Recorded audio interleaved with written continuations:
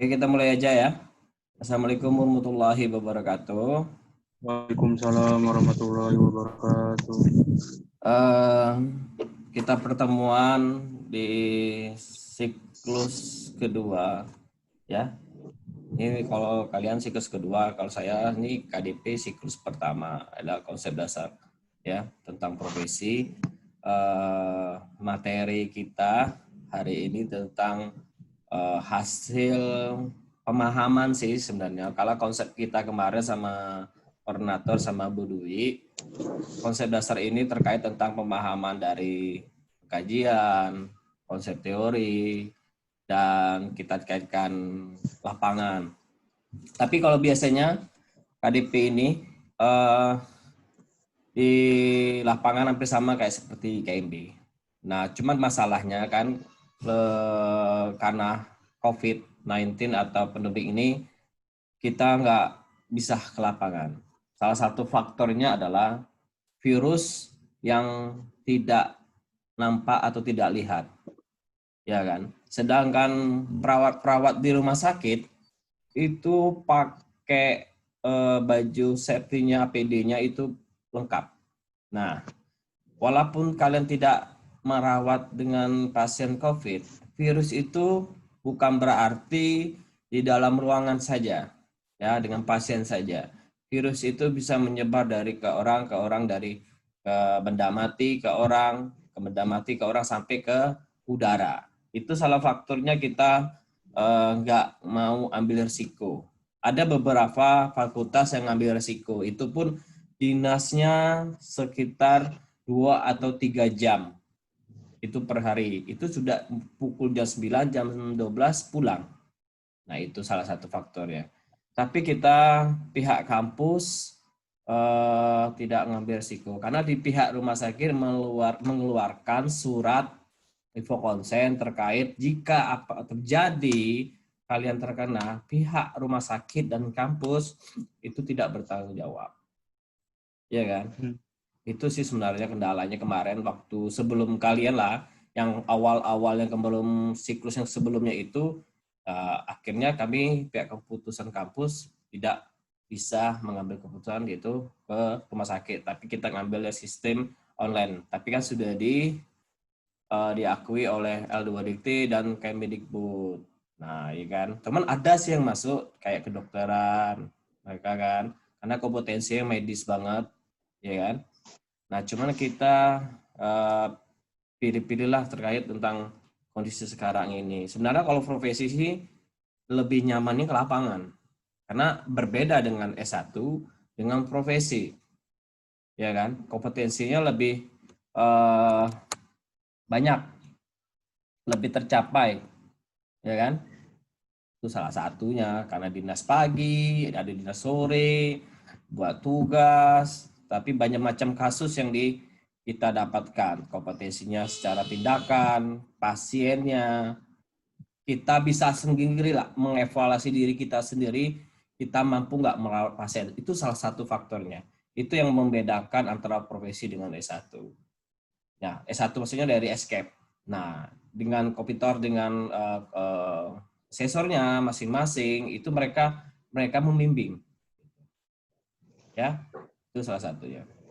Oke, kita mulai saja untuk pemahaman kasus. Dari kasus pertama ialah juara 1 si Bobby yang mengirim email. Bobby cuma kepala saja, tahu saya di bawahnya pakai baju kaos. Nah, ya kan? Tuh. Oke, Bobby, kita bukan ngejas ya, kita sharing. Ya, bersharing berdasarkan laporan kalian buat. Saya tidak akan menjatuhkan, tapi kita berbagi ilmu aja sih sini sebenarnya.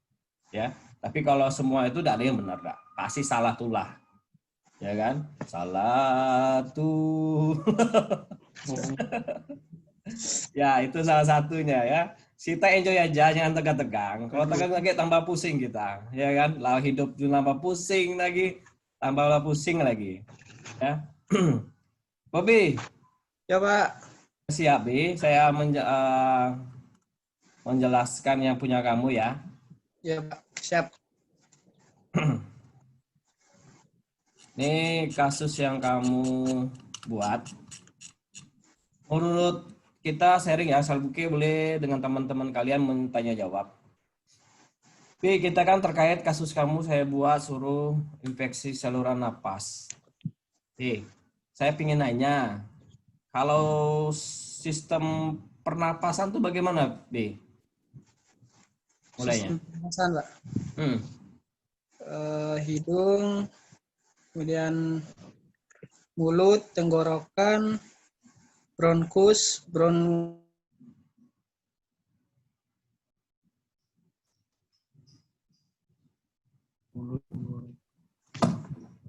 Halo? eh, Maaf sinyal.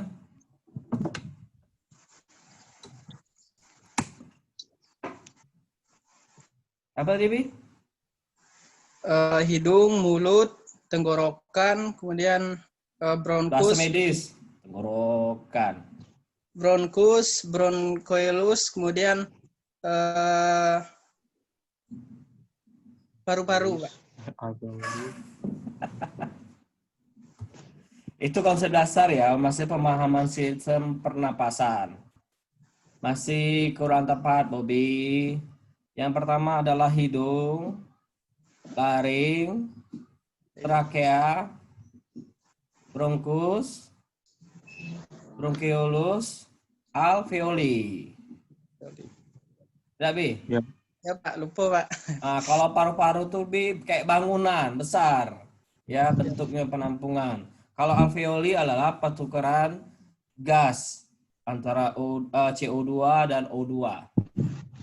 Ya, Bi? Ya, Pak. Nah, kalau infeksi saluran pernapasan ini maksudnya seperti apa, Bi? Eh, yang kami baca, Pak, seperti penumpukan sejumlah sekret di bronkiolus, Pak. Oke. Itu langsung ke apanya tuh ya? Langsung bentuk wujud ya. Sekret itu apa sih sebenarnya? Merupakan cairan fluera yang berlebihan, Pak, di dinding paru, Pak. Ya, intinya ada bakteri yang masuk ke sistem jalan nafas. Ya, jalan nafas itu di mana bisa aja, bisa dari tenggorokan, apa dari trachea, ke paru, atau ya bagian bronkusnya atau bagian dinding-dinding parunya tersebut. Ya, Coba. ini salah satu cirinya itu kan terdiri dari batu, ya, yang kamu bilang berlendir, ya, berwarna hijau. Nah, itu cukup banyak sekali ya. Sebenarnya kalau lendir hijau tuh cukup lumayan bahaya ya, tidak enak banget tuh. Itu penumpukan infeksi cukup banyak. Terakhir saya dulu lihat juga infeksi yang sampai banyak yang warna kuning juga itu, ya. Nih, yang Bobby buat saya perhatiin cukup bagus. Terkait laporannya buat, karangannya begitu indah. Begitu indah. Nah, ini kan cukup bagus ya yang buat ya. Cuma di sini usianya 7 tahun. Ya, Pak. Anak ya. Ya, Pak. Nah, anak 7 tahun. Di sini ada masuk IGD tanggal 2 ya. Lendir hijau, batu dan lain semua kan tidak salah ya. Oke. Nyerinya 2 ke 3. Tensi normal. Tadi napas sama ini yang tidak Tidak. normal ya. Oke, suhunya cukup tinggi. Berarti ada 2 poin Ya, Pak. ya untuk hasil pengkajian data yang didapat.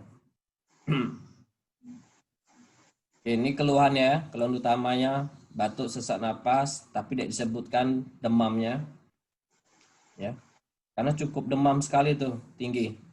Ya, Pak. Salah satunya kalau demam, oke, batuk, hampir semuanya. Ini anak mempunyai riwayat penyakit ISPA. Oke, sudah 2 tahun yang lalu.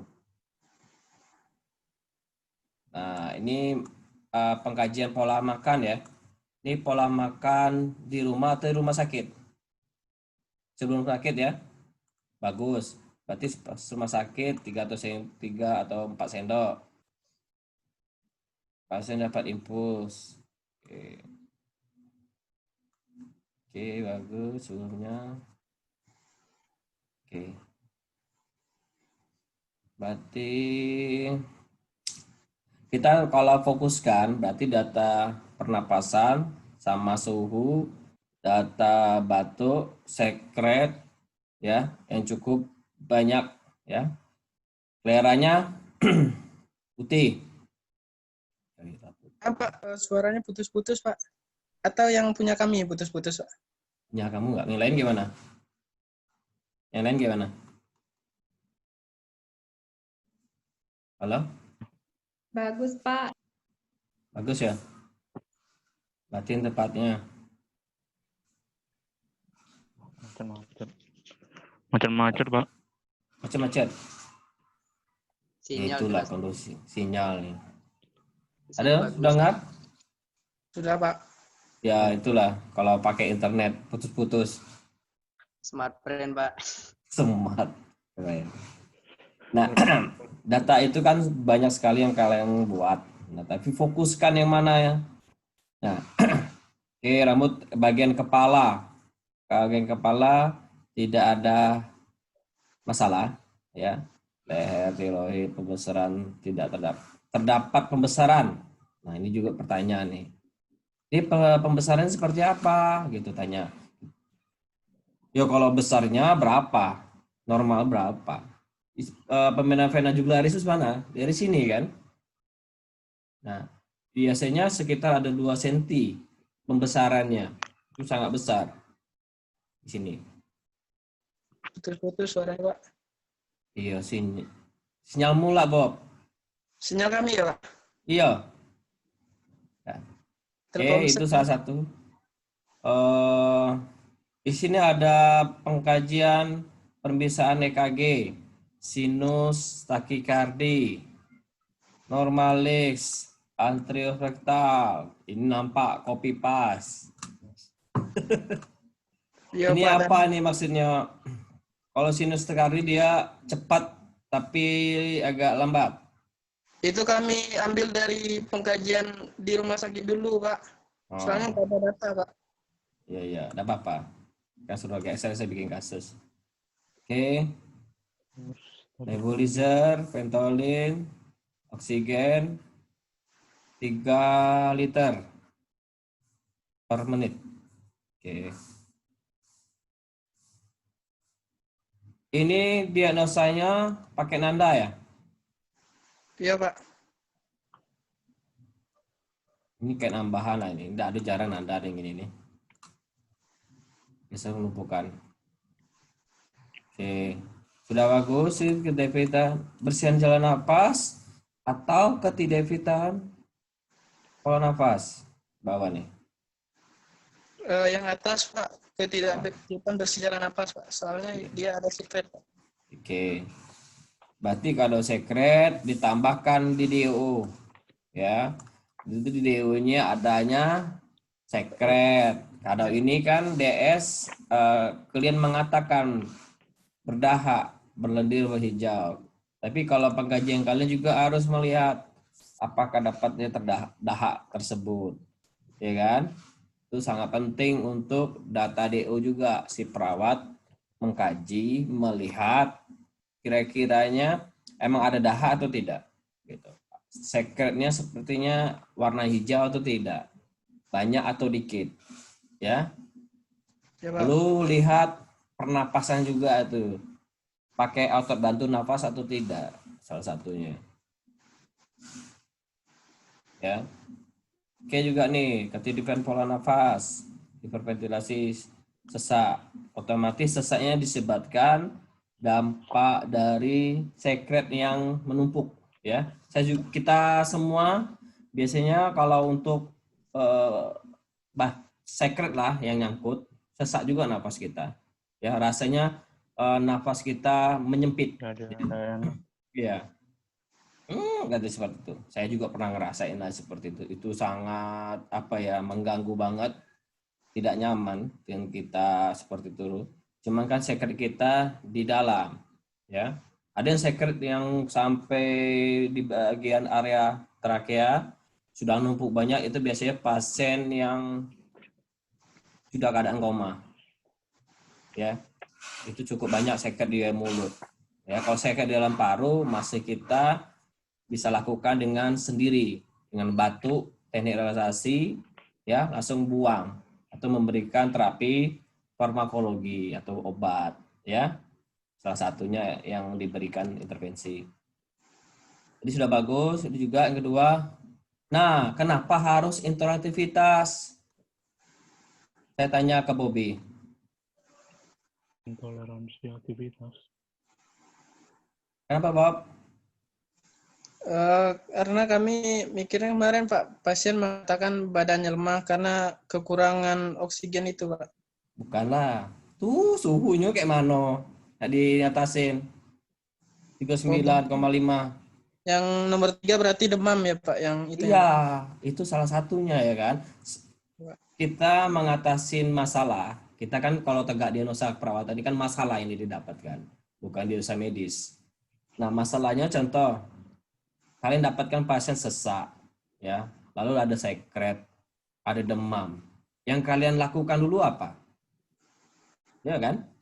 Nah, itulah kalau mendagangkan diagnosa keperawatan, kita mendagangkan berdasarkan skala prioritas yang mengancam si jiwa si pasien tersebut.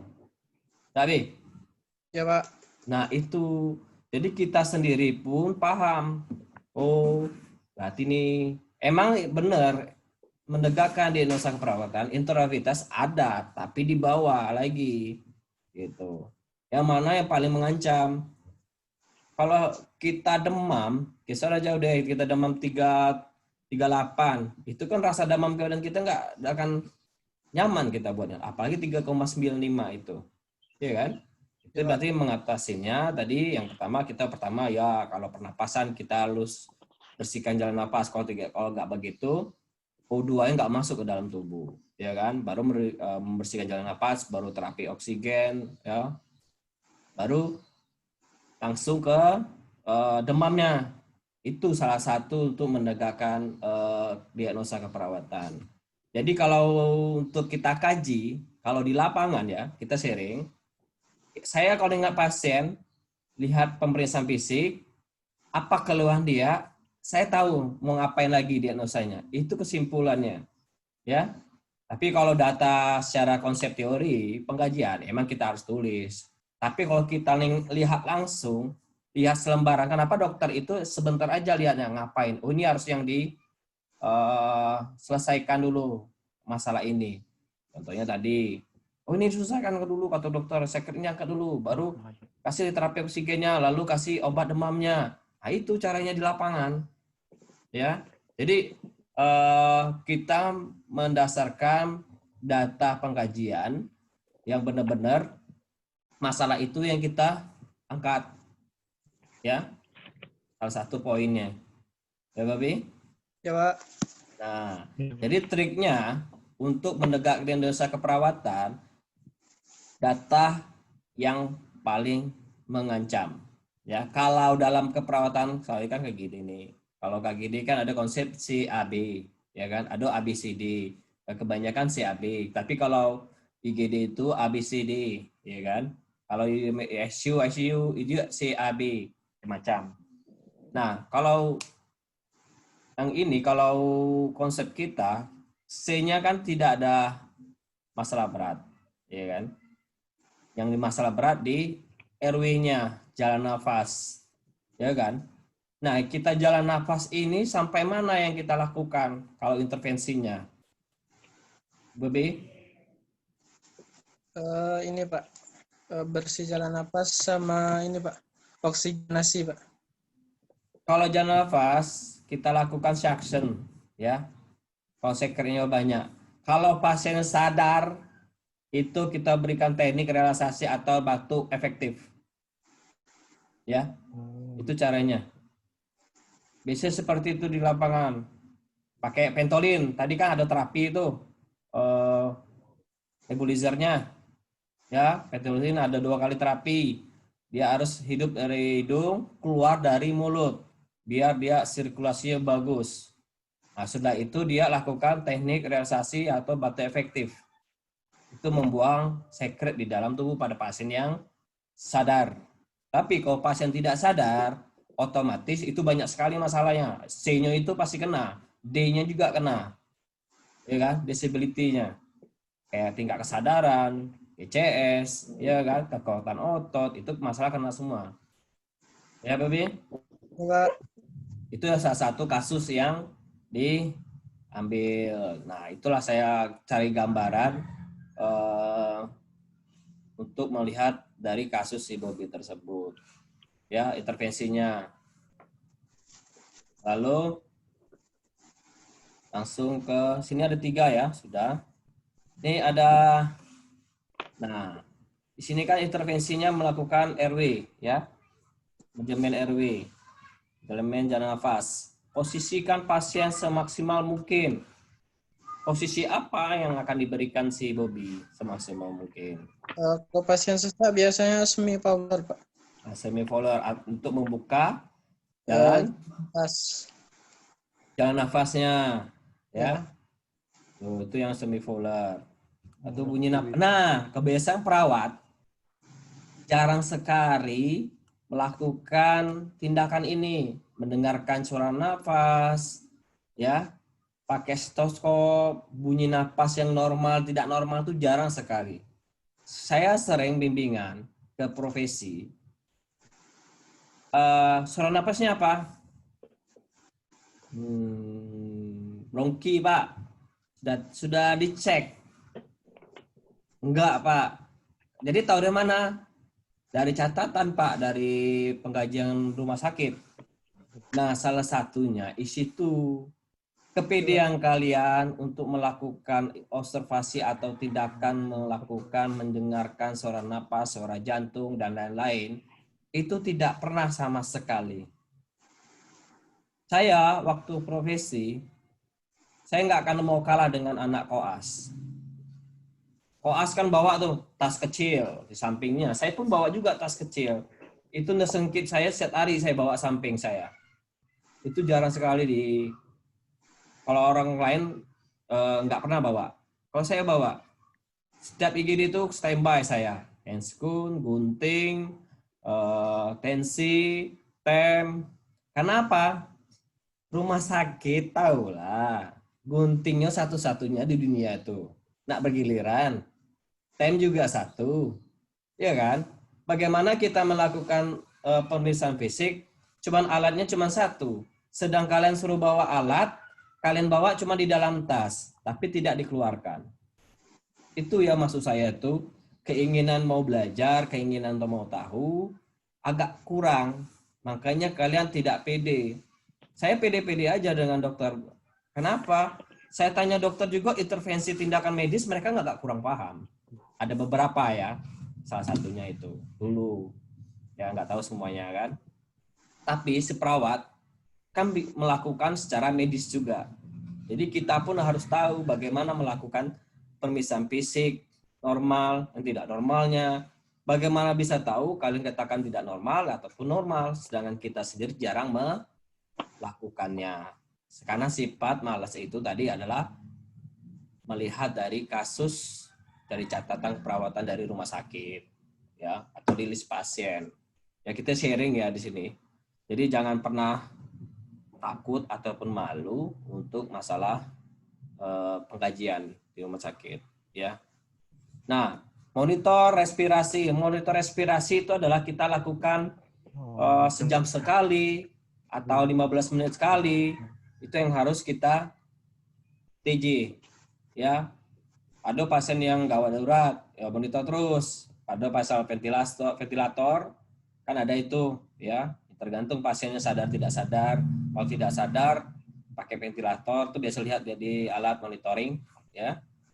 Lalu kalau kita biasanya kalau manual berarti kita lakukan cek oksigennya, cek pernapasannya, apakah sesak atau tidak, pakai obat bantu atau napas dan tidak, itu salah satunya.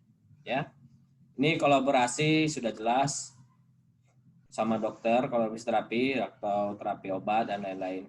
Ya, memberikan edukasi tergantung pasiennya. Kalau mau pulang atau sudah sadar, itu boleh kita menjelaskan apa itu edukasi terkait dengan ISPA.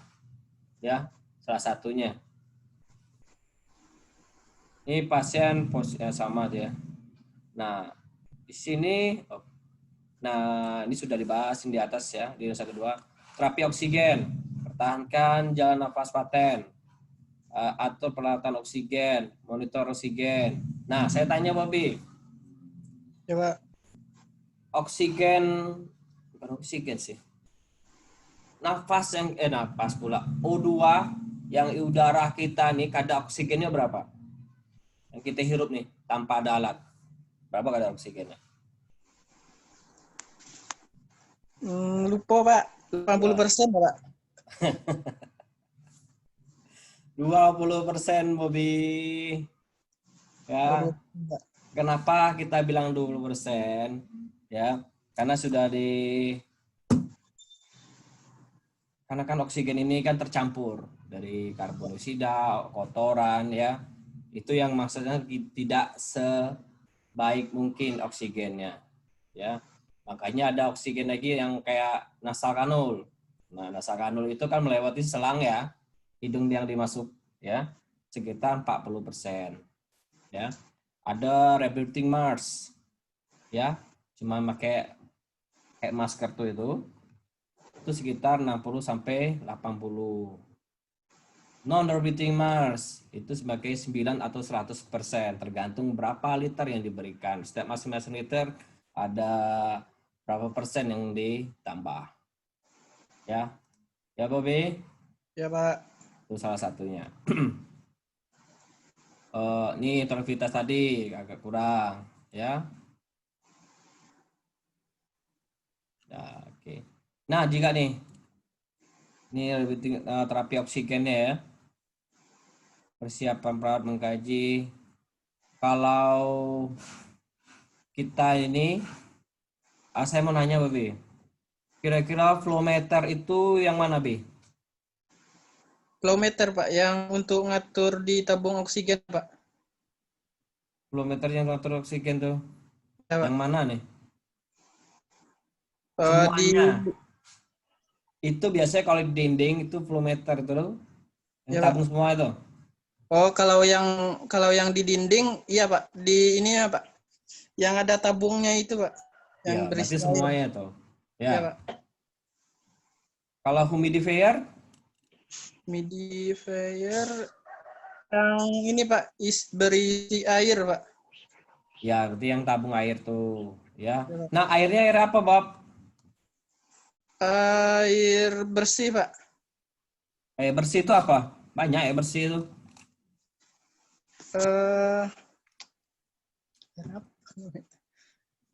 Yang bisa masuk ke tabung tuh. Air aqua, Pak. Ya, aqua ya. Jangan air ledeng. Ya. Lalu isinya setengah, ya. Jangan kepenuhan, kayak keluar airnya.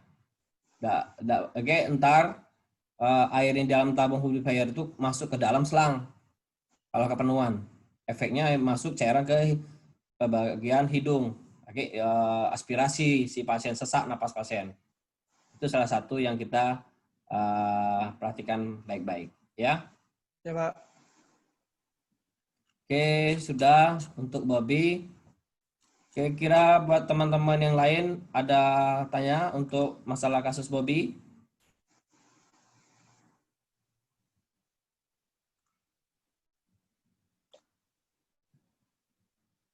Gak ada? Andi nanya, Di? Nggak. Butet?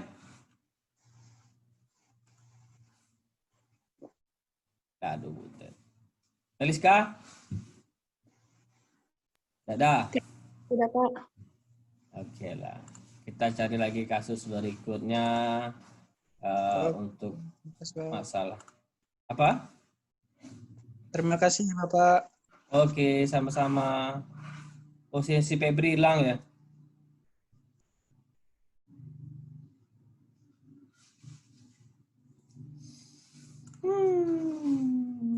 Ini Kerja apa? tuh Pak. Kerja Sinyal ya? mungkin Hah? belum kerja Pak, sinyal mungkin. Kok tahu? Sinyal tuh, Pak. Satu Pak, kelompok tahu. Oh, Andi ketahu, Andi. Nah, yang juara duo Andi untuk mengirim laporan tugasnya. Andi kasih siapa nih? CHI, Pak. Ucaip itu kesukaan saya tuh tentang jantung. Dik, Itu. Iya, saya Pak. nanya Dik, Iya, Pak. jantung tuh jelasin anatomi ya, Dik.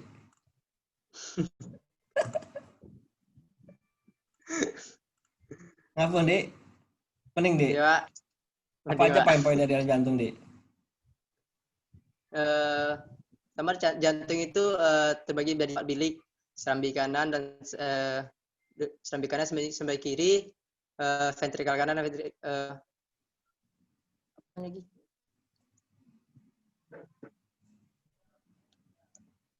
Nggak tahu Dik. Tahu, Pak. Sistem peredaran darah pada jantung. Nggak tahu juga.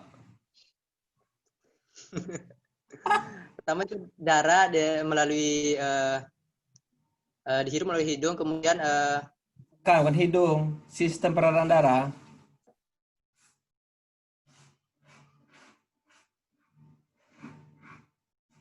Pak,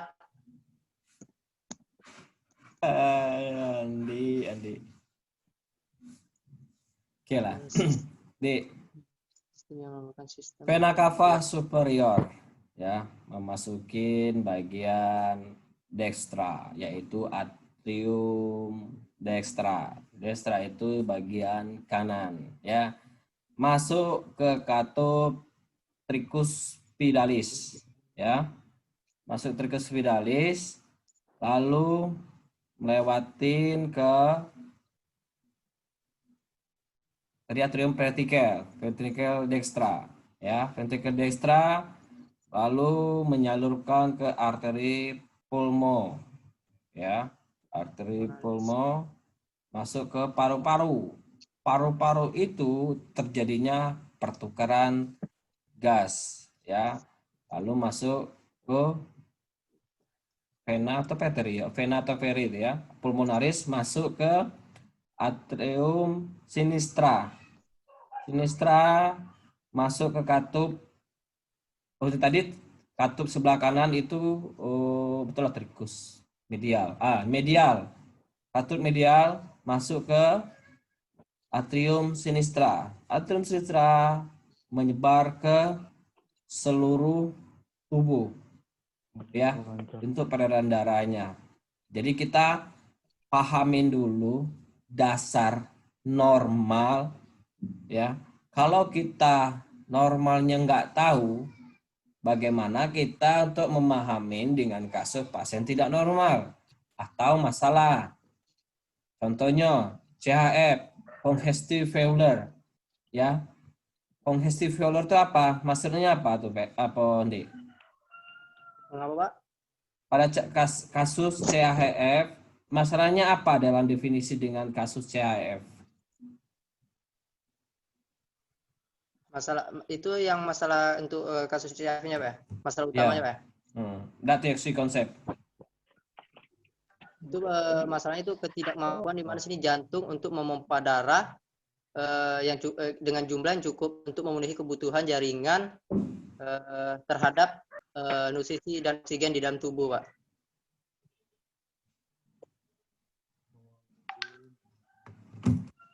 Oke.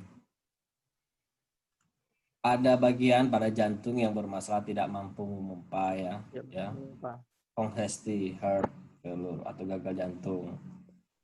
Sumpah, saya buka pula yang ini. Sorry, lupa saya share. Mana nih? Tadi dia. Oke. Tuh, Dik, kasusmu. Nampak, Dik? Nampak, Pak? Saya nampak sih, besar lagi lah. Nah, ini laporan adik buat masalahnya. Beraktivitas tertimpa berat, ya, sesak, sampai kalau penyakit jantung ini seperti silent killer. Maksudnya apa? Saya bilang seperti itu.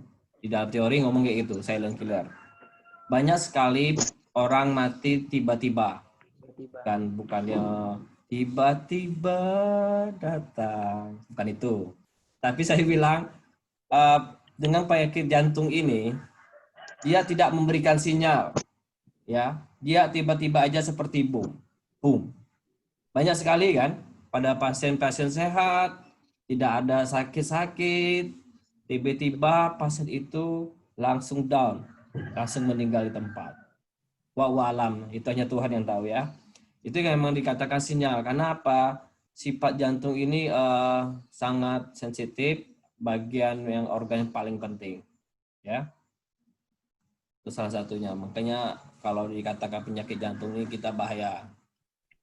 Ya, rupanya artisnya olahraga olahraga, banyak makan yang enak-enak, yang bagus-bagus. Nah, ya kan? Tapi kalau kehendak Tuhan bisa dicabut secepatnya. Nah, ini pasien dikaji tensinya kok normal, nadinya kok normal. Jadi masalahnya apa pada jantung? Tuh, Muncul pula. ya kan? Suhu normal, BCS-nya normal. Apa yang tidak kulihat? Apa masalahnya? Oh, Sini sesak. masalahnya lebih ke pernapasannya Pak, dia sesak Pak. Berat. Nah, biasanya pasien ini kita kaji ya. Makanya kalau di lapangan itu sama konsep teori kita agak-agak gimana gitu, ya. Kalau di lapangan kita langsung tahu tuh. Oh, begini. Konsep teorinya mengatakan pasti akan tinggi tensinya. Nah, dia akan tinggi. Nah, mungkin salah satu adalah pasien ini adalah punya riwayat penyakit jantung, ya. Nah, mungkin pas kasus ini didapat, pasien dengan tensi yang tidak masalah, tapi dia masalahnya sesak. Nah, pada pasien sesak napas ini, saya tahu nih, data gambar saya. Bagian jantung mana yang masalah dia bisa sesak? Saya pengen tahu. Nggak tahu? Pasti tidak. Pak. Anatomi jantung mana yang mungkin masalah? Itu mungkin di bagian ventricle kirinya Pak. Ya, betul. Tapi di atriumnya. Ya, karena tepatnya dia situ ada masalah tidak mampu memompa mengambil dari darah dari ke paru-paru, salah satu faktornya, ya. Pintar Andi. Itulah makanya saya bilang pahamkan dulu konsep teori dasarnya, baru kita tahu patofisiologinya, kenapa ini bisa terjadi. Ya, karena berapa kali kita kuliah berulang-ulang, dosen juga sebelumnya, dokter saya juga, dosen juga, yang kuncinya adalah anatomi dan fisiologi, patofisiologi kita tahu masalahnya apa. Ya kan? Contohnya kita sendiri deh. Ya, kalau kita nggak tahu konsep dasarnya, bagaimana tahu kita melakukannya? Itu sangat penting. Itulah yang maksudnya dampaknya. Kebanyakan orang-orang dengan konsep teori dasar masih lupa salah satunya. Ya, karena itulah kuliah. Kuliah kita pahamin konsep dasar, pas di lapangan ada benturan, itu memang tidak, kalau tindakan ya, kita akan memahamin, oh ini kayak gini, ini kenapa bisa begini. Itu maksudnya sifat perawat itu harus kritis. Jangan main terima sesuatu masalah oleh pasien. Ya, kadang dokter juga ada yang lupa loh. Gitu. Salah satunya. Ya. Oke. Ini ada pakai aspilet nih. pakai spilet untuk obat jantung. Ya, masalah nih sebenarnya. Mungkin kurang lengkap pengkajiannya ya. Karena pasien ini kalau pakai ini dia biasa cepat down. Maksudnya tidak sadar. Ya, Iya, Pak. Siap tiba-tiba tensinya turun. Ini kok normal. Dari spilet nih. Nitidin untuk cairan sesak. Nah, pada pasien jantung itu wajib berikan oksigen. Walaupun dikatakan pasien tidak sesak. Yang dibutuhkan bukan dianya, jantungnya. Nah, itu salah satu terapinya untuk jantung. Karena banyak loh saya lakukan di lapangan. Itu banyak sekali pasien tidak sesak saya, Pak. Cuma Bapak itu penyakit jantung. Nah, itu. Karena saya bilang tadi, konsep teori. Oksigen yang kita ambil di hampa udara seperti ini kurang maksimal. Nah, makanya perlu pakai terapi oksigen untuk memaksimalkan O2 masuk ke dalam tubuh. Ya. Nah, itu pemahaman kita memberikan terapi biar mereka paham. Ya. Mungkin dia tidak nyaman, mungkin salah satunya adalah tercolok hidungnya, selangnya gitu. Ya. Kayak kuliah aku jadinya nih sebenarnya. Kalau di lapangan lebih enak saya kalau bimbingan. Saya datang, lihat kasus kamu cerita pakai apa nih kasusnya bla bla bla bla. Tapi kalau kayak gini saya ngajarnya kayak lecture bahasanya, ya. Cuma saya berbagi cerita jadi saya sih di sini. Kayak dongeng. Ya. Tapi gimana lagi? Corona. Ya. Ini pasien saya baca yang ke data fokus. Kalau saya meriksa laporan di mana pada bagian jantungnya, mana jantungnya nih? Ada. Kalau pemeriksaan fisik itu kan ada bagian itu ya, kardio ya, tapi nggak ada. Nah, salah satunya itu, ya. Kalau lain itu aman. Makanya kalau saya meriksa tentang jantung, berarti aku cek pengkajian di dalam sistem perjantungan atau dada. Kalau nafas, saya cek bagian kepalanya, bagian dadanya, apa yang sudah benar nggak? Data inspeksi, palsinya bagaimana? Itu trik saya untuk mengoreksi laporan. Nah, jadi kalian juga harus kalau membuat karena sesuai dengan di pengkajian juga sinkron. Ya. Oke. Lagi ini. Ini kardio. Nah, nampak di sistem. Maaf, nampak.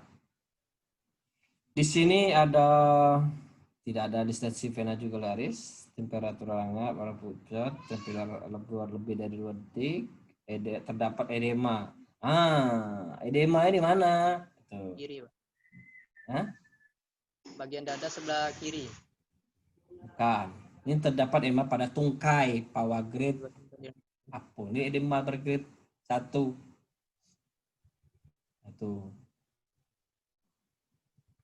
Baru tahu bacanya nih edema pada tungkai. Tungkai bawah mana? Tidak tahu, Dik?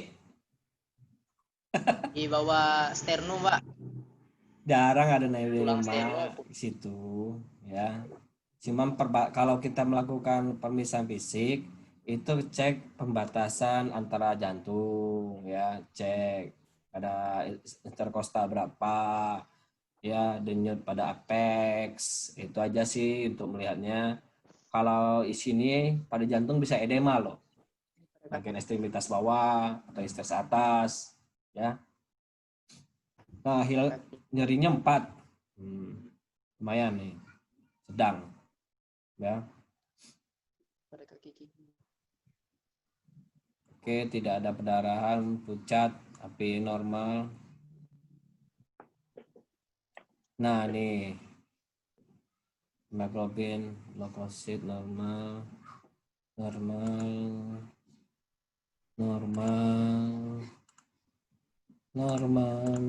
semua. Normal, guys. Nah, normal semua. Ya. Ini terapi. Nih, Andi, Ya, anu orang. Di, Pak. hidup Bandi. Nggak hadir, Pak. Ini ada diagnosa loh, penurunan curah jantung. Dari mana ya? Ini karena dari DO sama DS-nya pasiennya lelah, Pak, cepat lelah. Kemudian dia terdapat nyeri di bagian dada sebelah kiri. Oke. Masalahnya untuk menegakkan diagnosa itu ada definisi apa ciri-cirinya, apa karakternya untuk menegakkan. Ada minimal tanda-tandanya di dalam buku diagnosa. Pertama, ada penurunan curah jantung atau tensinya naik atau turun atau nadinya. Tanda-tanda DO didapatkan tidak ada masalah. Itu salah satu. Walaupun pasiennya masalah dengan CF. Kondisi sekarang itu, kan kita ngambil pengkajian kondisi saat ini. Ya. Nah, itu yang tidak ada. Itu menegakkan salah satu. Ya, nih. Ya. Kita kan menegakkan berdasarkan data aktual. Ya, bukan resiko. Oke.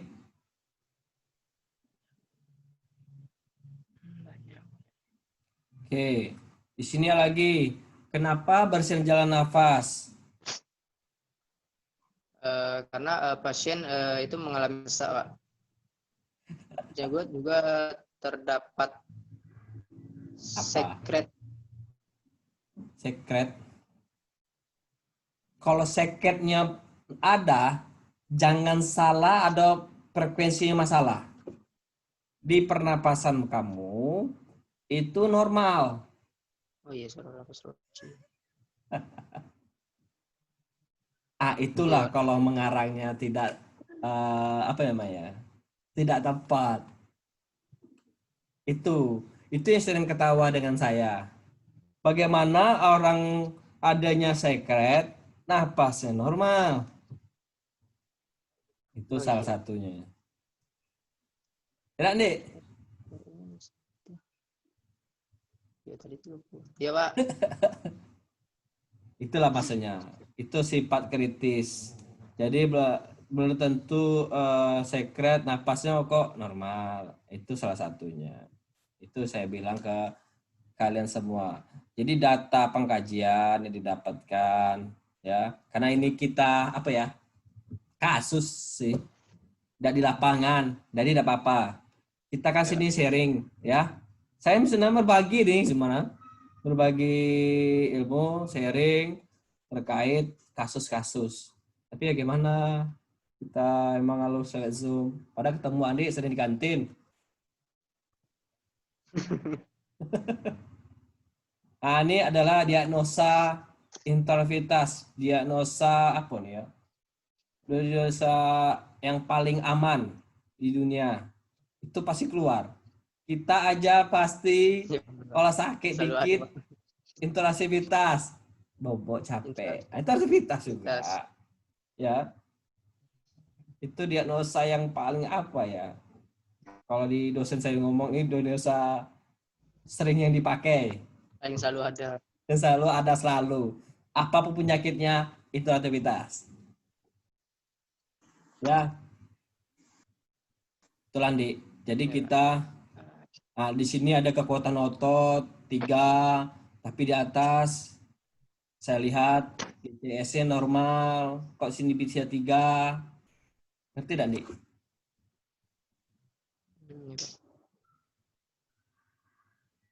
Itu maksud kami kemarin kan sebenarnya kami itu sama, Pak. Cuman kami bikin tuh seakan-akan sudah dilakukan tindakan di hari pertama, hari selanjutnya itu berubah, Pak. Ini analisa data, bukan implementasi. Berbeda dengan analisa data dengan implementasi. Implementasi sudah dilakukan, ada perubahan. Ini analisa data diambil dari pengajian. Beda, Andi. Oh, iya, Ya. Pak. Kalau mau perubahan biasanya dilihat dari implementasi SOP. SOP. Oh, SOP. iya, Pak. Swap. Swap, Nah, swap. swapnya seperti ini. Nah, di sinilah melihat data yang kamu ambil, tiba-tiba diimplementasi, ada perubahan atau tidak. Oh iya, Pak. Nah, itu. Oke. Yandi, selesai ya. Ini SOP-nya apa nih? Ini? Oh, oksigen. Udah sama, Mas. Oke.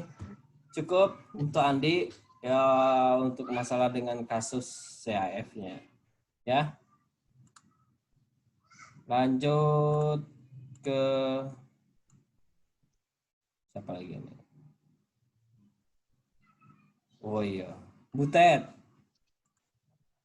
Meliska mana? Tugasnya? Sudah, Pak. Saya cek dulu. Berarti ini sekali dulu. Oh iya ada. Sorry. Meliska.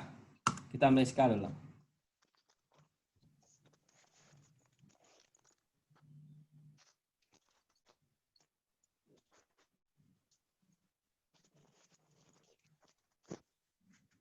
Oh iya, untuk tugas jurnalnya itu satu kelompok tuh.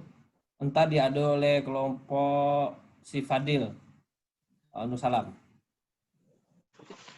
Kerjanya Jurnalnya minggu bebas, Pak, kedua. itu kayak mana, Pak? Hmm? Apa? Jurnalnya itu yang jurnal apa, dan Udah dengar? sama KDP kan?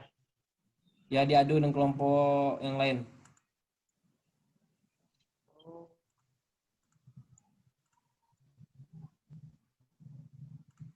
Nah, gimana nih? Share. Oke. Kasusnya apa? CKB ya? Ya, Miska? Pak. Ya, Pak, CKB. CKB. Cedera kepala Berat. berat. Oke. Ini biasanya pasien-pasien yang terjadi kecelakaan atau kena benda tumpul, benda tajam, ya. Itu yang Iya, Pak. terkait benturan bagian kepala di dalam mobil, di jalan dan bla bla. Ciri-ciri orang CKB itu salah satunya adalah di bagian Apa, Pak? ciri-ciri CKB. Itu pada CKB itu ciri-cirinya apa aja? Dikatakan CKB.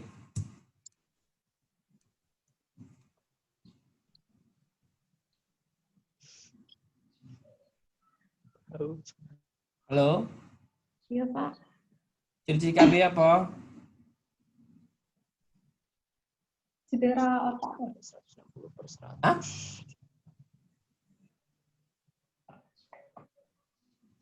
CKB. Kok lama? Ini mengalami benturan, Pak. Benturan. Ya. Nah, emang benturan orang CKB? Ah, itu aku bilang. Benturan B. Lagi kata orang beli donat. Yo di pasar ada banyak tuh donat. Kan banyak macam donat. Apa tuh ciri-ciri CKB?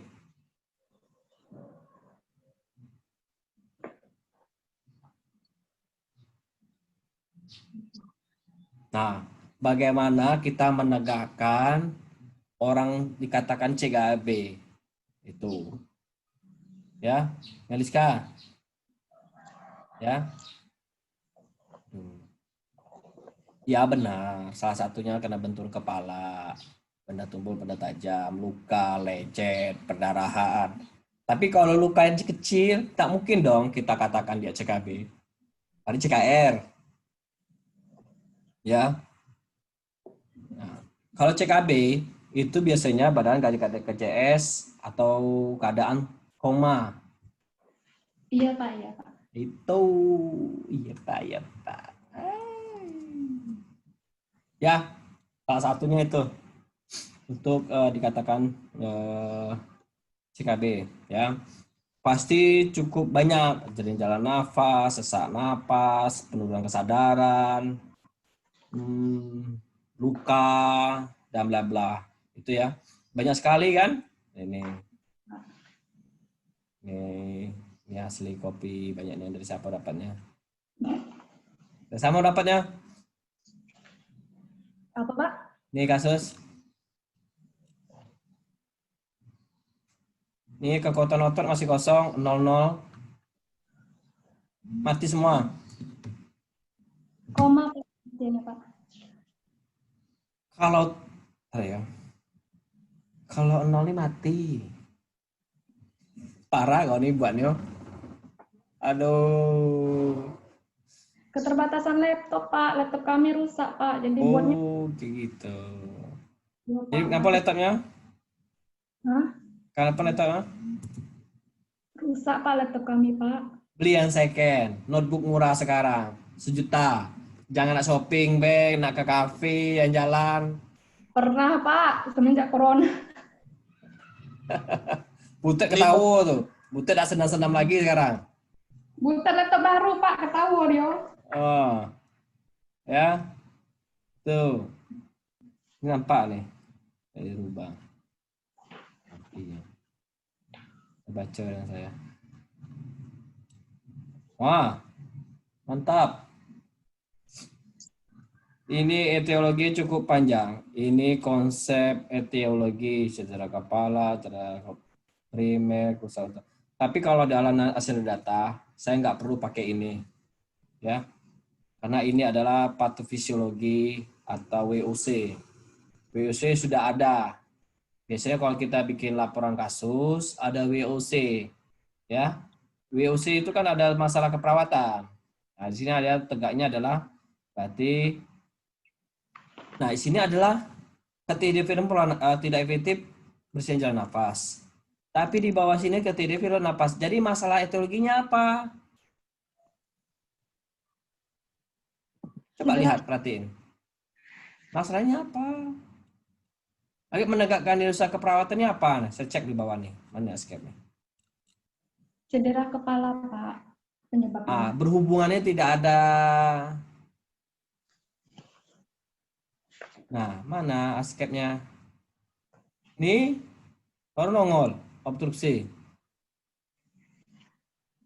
Nah. Jadi salah satunya itu ya, kita sharing di sini untuk etiologi. Janganlah buat yang panjang-panjang kayak ini saya. Saya sih orang simpel-simpel aja, nggak usah repot. Ya. Ya, Pak. Oke. Ini juga ketidakefektifan fungsi jaringan serebral. Nah, ketidakefektifan jaringan serebral itu seperti apa?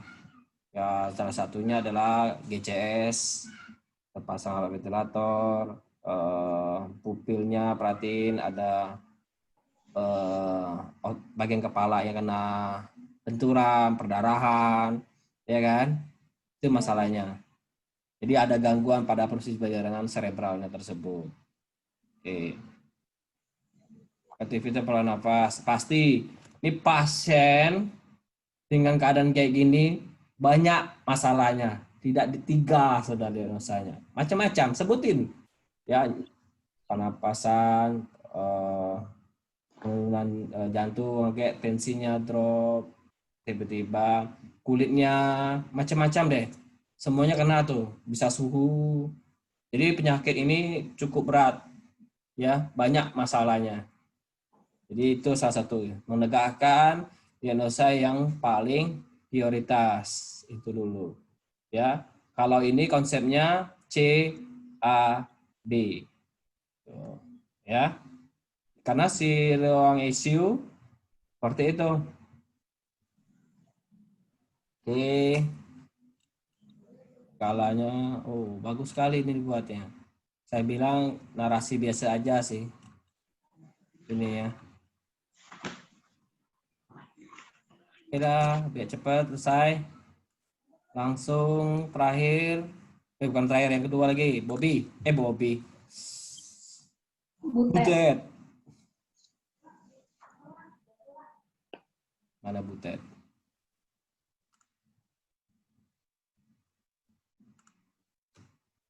LP, angina. Oke. Butet. Halo? Dewi? Halo? Dengar? Gangguan sinyal lah, Pak. Dewi? Ya. Siregar. Ted, ada sinyal Butet. nggak? Dek Butet. Dek Butet ikut dia. Halo Siregar. Woi, ngomong. Jangan ketawa, Butet. Datik suaranya. Wah, sinyalnya, Pak. Gangguan Butet. sinyal dah, Pak. Hah? Gangguan sinyal lah, Pak. Tinggal di mana kau, Butet? Sarolangun, Pak. Di Serangun dia, Pak. Di kampung. Halo. Paknya Sarolangun. Ada suara Wah, nih, itu Pak. ada suara tuh. Aduh. Ada suara, Pak. Headset, Pak. Ya pakai handset lah. Oke, oke. Terkejut aku. Oke, kita buka.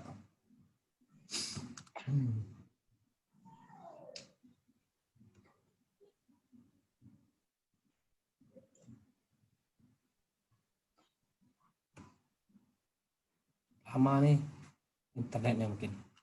Oke. Ted. Oh, Ted. Kau fokus sekarang. Iya, Pak. Ya. Iya, Pak. Angina pectoris itu apa, Ted? Nyeri dada, Pak. Nyeri dada. Cuma nyeri, be. Iya, sesak napas. Nah. Kecilnya suaramu. Nyeri dada, Pak. Nah. Itu, be. Simpel nih ya. Aduh, Tuhan. Nah, isi ngomong. Ya, nyeri dada secara tiba-tiba beraktivitas berat. Biasanya pada pasien-pasien ini pasien yang sering bekerja keras. Ya, saya sering ketemu dengan pasien dengan angina pectoris. Itu pasien pasti tidak jauh dari bangunan, kuli-kuli, yang orang sebuah aktivitas yang berat-berat dipaksain. Contohnya dia nyerinya bentuknya seperti tertusuk-tusuk, panas, terasa terhimpit, itu cukup lama sering. Itu yang mengakibatkan pasien ini nyeri yang cukup hebat. Dia fokus ke nyeri. Dia menjalar ke bisa bagian menjalar ke punggung, ke belakang, ya. Itu menyebar ke bagian jantung sini, bagian sini, macam-macam dia bisa menyebar ke seluruh tubuh. Itu yang dikatakan angina pectoris. Nah, penyebabnya apa? Ini adalah terkait dengan di dalam jantung kita ada pembuluh darah di sini. Nah, pembuluh darah di sini terjadinya adalah pengerasan, ya. Di area arteri itu ada terjadinya penyumbatan, ya. Penyumbatan itu mengakibatkan kematian otot jantung. Nah, otot jantung itu kalau kematian jaringan otomatis menjadi hitam, nyeri. Nah, di situ mengakibatkan nyeri pada jantung, menjalar ke seluruh tubuh. Salah satunya itu angina pectoris. Ya. Di kasus zaman saya masih S1 nih sampai sekarang masih ingat.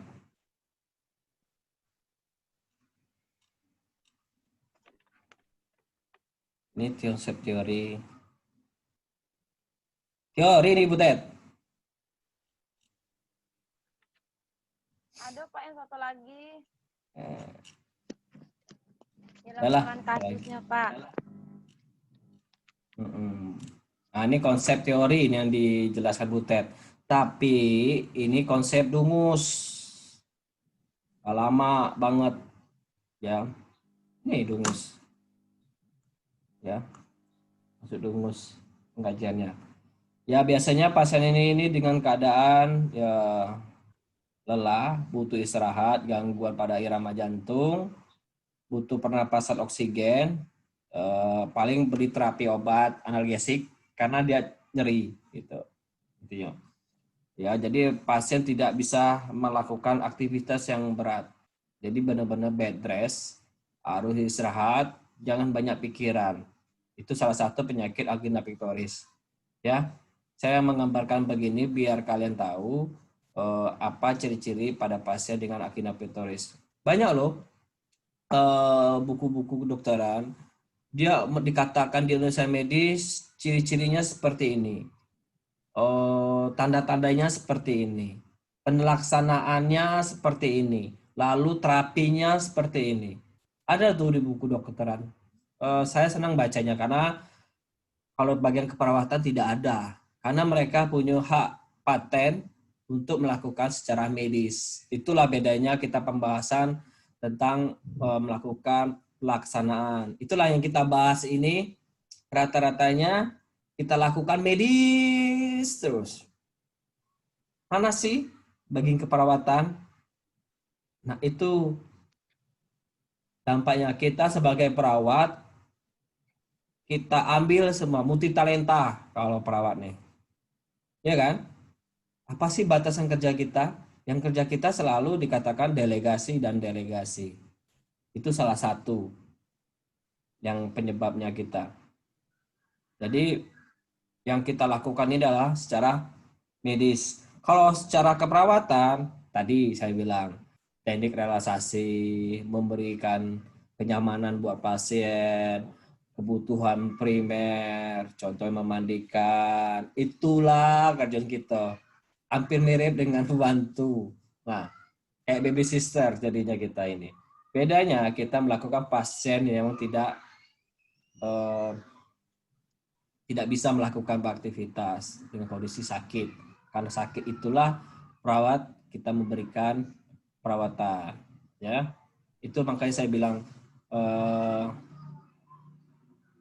susah saya ngomong. Nah, terkait perawat ini, kita kebanyakan melakukan medis ya. Tapi kalau di bagian luar negeri, kemarin ada pertukaran mahasiswa dari Stikes Rahim, orang Filipina.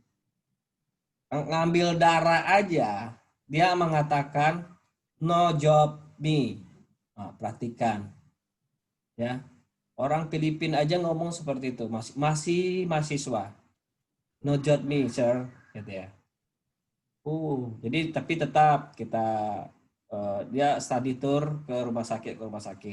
Pengkajian mereka itu rata-rata bahasa Inggris, walaupun mereka orang Filipina. Standar mereka bahasa Inggris. Itu salah satunya. Nah, kalau kita sendiri aja bahasa Inggris lagi belagak-belego lah sih. Nah, itulah satu-satunya. Perawat medis ada kok di luar negeri. Perawat benar-benar perawat itu ada, tapi bedanya di tunjangan. Itu. Mereka ada punya standar. Mereka bisa melakukan tindakan-tindakan ini tidak sudah terakreditasi lah kata orang. Benar-benar perawat yang terhandal lah seperti itu. Mereka memang beda gajinya. Kalau perawat yang seperti biasa ya ada melakukan secara keperawatan. Memang ada batasannya. Itulah sebabnya kalau di luar negeri lebih jelas batasan kerja orang. Nah, itu. Makanya kalau perawat di kerja luar negeri bisa. Tapi kalau dokter ke luar negeri nggak bisa. Karena pelaksanaan rumah sakit, dokter, iklim di Indonesia dan luar negeri itu berbeda kebudayaannya. Makanya berbeda dengan dokter di sana dengan sini. Kalau kerja dokter di sana. Saya sudah banyak sharing terkait tentang pekerjaan di luar negeri. Itu. Ya. Alumni kita juga bekerja di Jepang. Rencana saya mau podcast sama dia ntar malam. Nah, di YouTube saya akan share YouTube saya itu. Dia akan menceritakan bagaimana buat alumni kita bisa bekerja ke luar negeri gitu. Ya, bagaimana dia bisa berbagi ilmu, bagaimana alumni-alumni Baitur Rahim bisa bekerja ke luar negeri. Itu salah satunya. Saya perhatiin, ya enak, enjoy di sana. Kerjanya Senin sampai Jumat kata dia. Rumah disiapin, makan disiapin, gaji dia santai itu. Cuman dia yang belum kawin, yang sudah kawin tinggal lah bininya atau lakinya, salah satu sih seperti itu dampaknya. Ya kan? Tapi nggak apa-apa. Kita berpengalaman di sana. Satu, ya kemenangan bisa pakai bahasa Jepang. Kayak gitu. ya. Nah, ini kasusnya sirkulasi terkait angina, cuman konsep teori ya. Nah, kita lewatin aja lagi. Ini tidak terlalu besar masalahnya. Terakhir, Pak Febri. Iya, Pak. Ya, ini langsung satu-satu. Bentar ya. Udah macet lagi. Sudah, ini saya nak download dulu di satu-satu.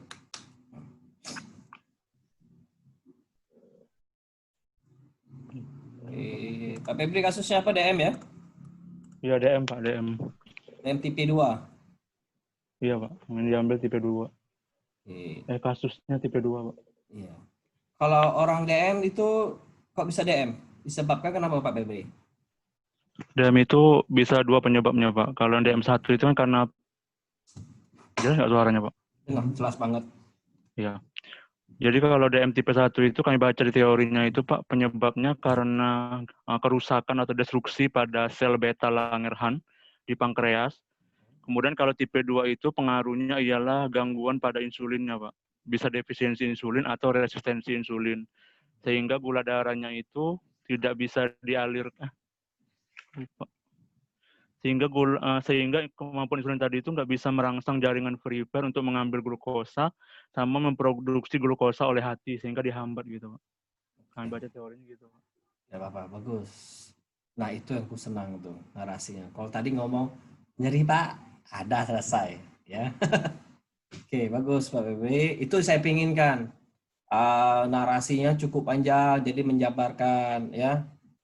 Nah, jelas ya, ini adalah pada DM ini memang butuh insulin ya, sangat-sangat beresiko.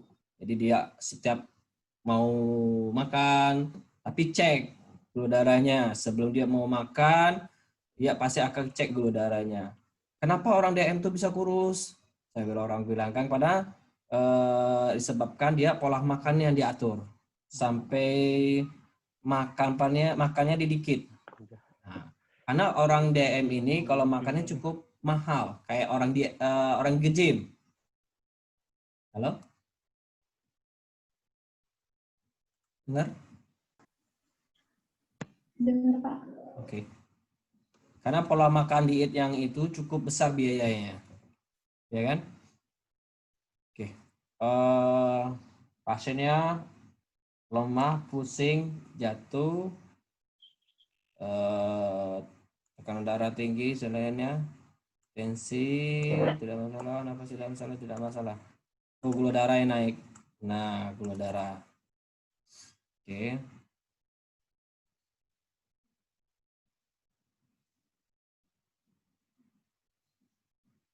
Pasiennya umur berapa?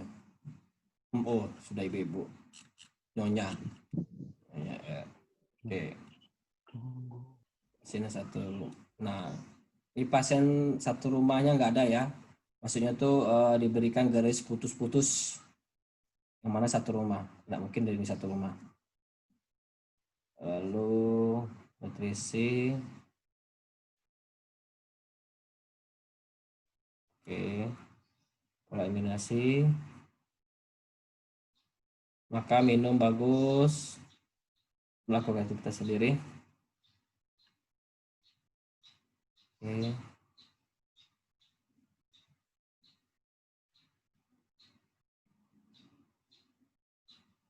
Pasien, oke, rambut, lepek, gigit, bau, kukunya bocor. Oke, pasiennya harga diri. Pasien merasa takut dengan penyakitnya. Oh, kita psikologi. Baiknya. Oke, kompos medis. Oke, pemeriksaan kepala, lidah dan lesi, mata, penglihatan terapun jauh. Oke. Vesikuler. Oke, pasien normal semua.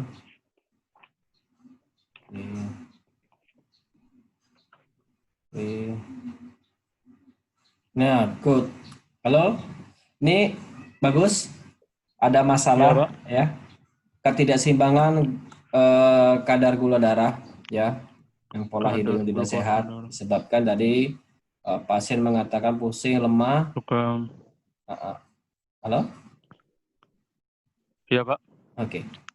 Nah, ini bagus diagnosa pertamanya.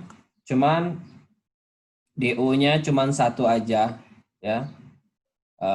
Mungkin ditambah lagi kayak kalau pasien di rumah sakit, pasien dengan keadaan lemah, pasien mungkin tanda-tanda lain yang bikin dia pusing ya.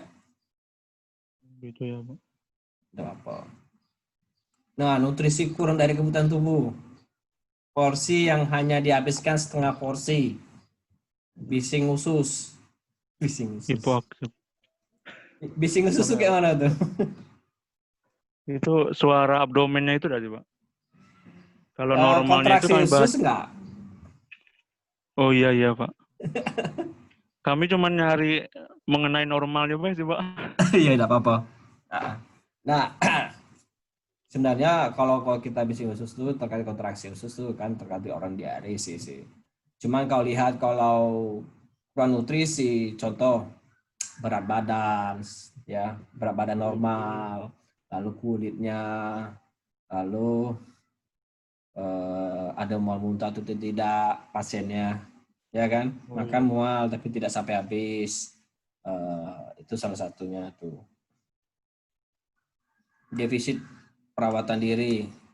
Nah, orang DM kelas 3 ya.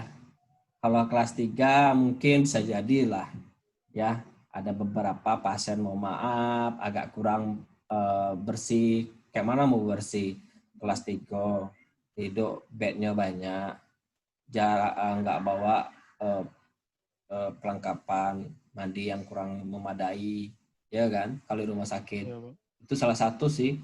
Kalau di di kelas 3 macam-macam. Tapi kalau orang DM ada luka, itu jangan macam-macam. Itu baunya bau banget ya. Oh. Itu.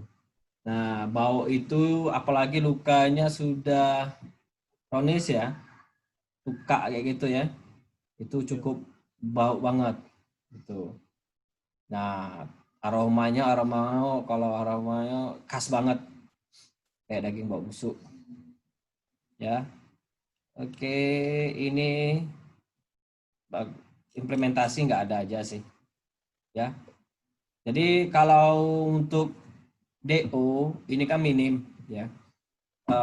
Karena kan kita kasus saya berikan karena kekurangan kita tidak langsung ke pasien. Jadi salah satu adalah besok kalau, tapi belum tahu sih kalau corona ini kapan selesainya. Itu dampaknya jadi kita masih kayak konsep S1 jadinya ke pemahaman kita. Ya. Sudah kerja Pak Febri? Kalau untuk kantor tidak, Pak. Untuk kantor tidak. Berarti di rumah Ya, aja. kami ngejalanin bisnis sama Ade, Pak. Maksudnya? Ngejalanin bisnis, Pak, di online. Ngajar. Sudah jalan 2 tahun, Pak. Di? Ngejalan di bisnis online, Pak. Oh, bisnis online. Iya. Kira ya Udah apa? 2 Bisnis tahun, apa tuh? Pak, jalan. Mau pakaian, Pak. Oh, pakaian.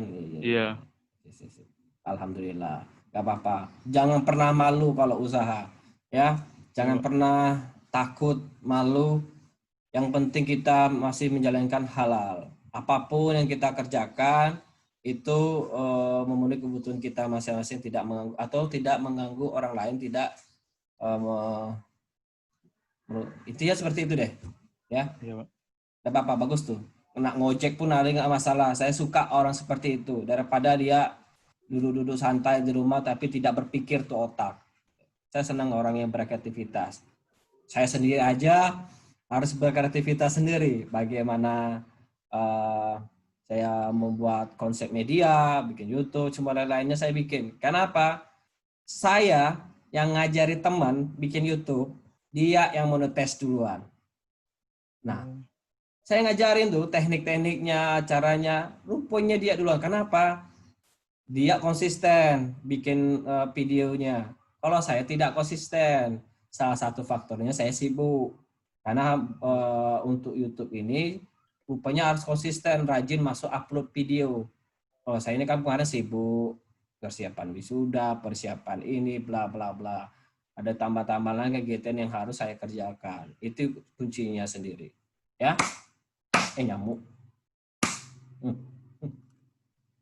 Oke. Untuk ini sudah bagus, tapi ya kasih konsep beberapa yang harus ditambah. Ya. Oke, ada pertanyaan Pak Febri? Jadi ini filenya diperbaiki atau gimana, Pak? Nggak usah, repot Nggak benar usah. dari baik. Aja nggak tidur nyenyak lagi. Iya, Pak. Korban malam ini, Pak. Iya, iya udah. Yang penting paham aja ya di sini. Mungkin kalau ada pertanyaan silahkan ya.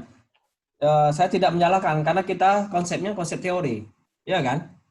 Benar kan? Tapi kalau kalian ke lapangan, jujur, saya tolong baikin. Contoh nih, saya ke lapangan, kamu ke ruangan rawat inap. Saya datang, kamu kurang. Ya pasti saya minta lengkapin. Kayak gitu. Ya. Oke. Ada pertanyaan yang buat lain-lain? Pak Febri? Cukup? Cukup, Pak. Cukup, Pak.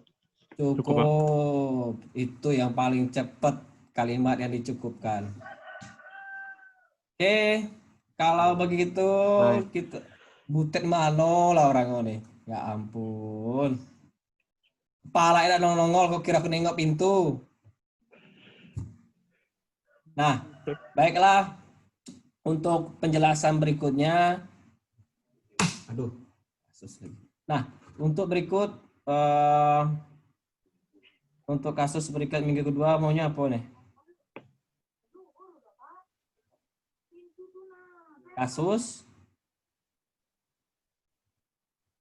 atau buat video?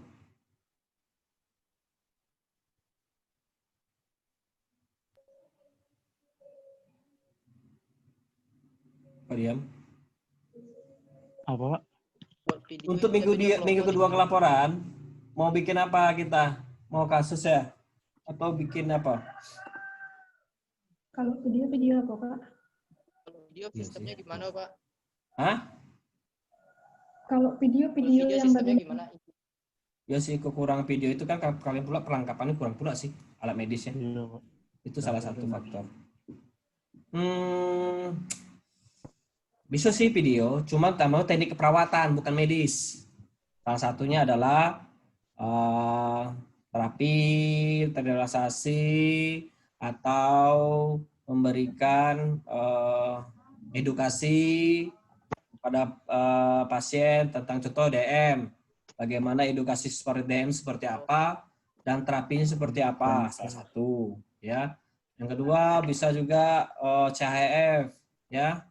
CHF memberikan apa contohnya? Menjelaskan pada pasien untuk aktivitas, contohnya gerakan row. Kan dia pasti nggak boleh beraktivitas berat, ya. Itu aja sih. Jadi mau apa nih, video atau mau bikin kasus saja?